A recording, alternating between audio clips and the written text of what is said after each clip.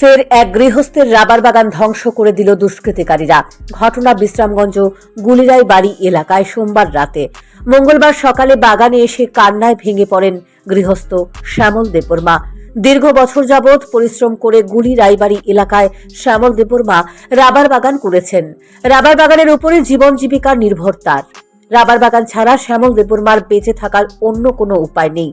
অন্যান্য দিনের মতো মঙ্গলবার সকালবেলায় বাগানে এসে দেখতে পান তিনি দুষ্কৃতিকারী তার রাবার বাগানের ৩৮০টির গাছের মধ্যে ২৮০টি রাবার গাছ রাবারের রস দেওয়ার পূর্বেই গাছগুলি কেটে তছনছ করে দেয়। রাবার বাগানে এসে বাগান ধ্বংসের চিত্র দেখে কান্নায় ভেঙে পড়েন শ্যামল দেববর্মা।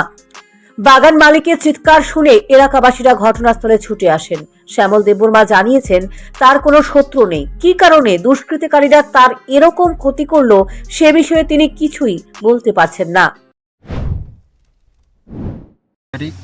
বিকাল রাত্রের ঘটনা, 9টার রাত্রের ঘটনা। আমরা জানি না যে আমাদের এলাকাবাসী লোক এরকম দুষ্ট লোক থাকবে, আমরা কল্পনা করতে পারি না। বরংস আজকে সকালে আমরা গাছ কাটার জন্য বাগানে এসেছিল।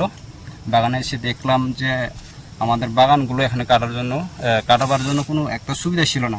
এই দুষ্ট কাল রাতে এরকম কাজ করবে আমরা কল্পনা করতে পারছি না। বরংস কি বলবো যে আমাদের এলাকার বাসী আমরা এটা নিয়ে নির্ভরশীল করি, আমরা এটার উপর আমরা খাদ্য সংগ্রহণ করি।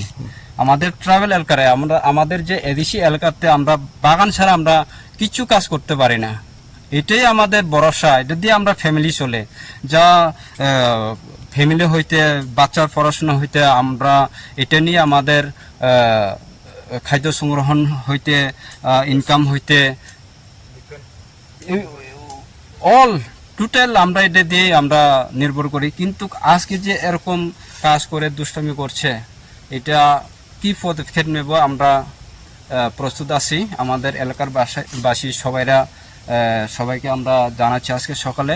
তবে এলাকাবাসীরা এই ঘটনার সুষ্ঠু তদন্তক্রমে অভিযুক্তদের কঠোর শাস্তির দাবি জানালো। এই ঘটনাকে ঘিরে এলাকায় তীব্র উত্তেজনা ছড়িয়ে পড়েছে। Bureau report, news prime Tripura.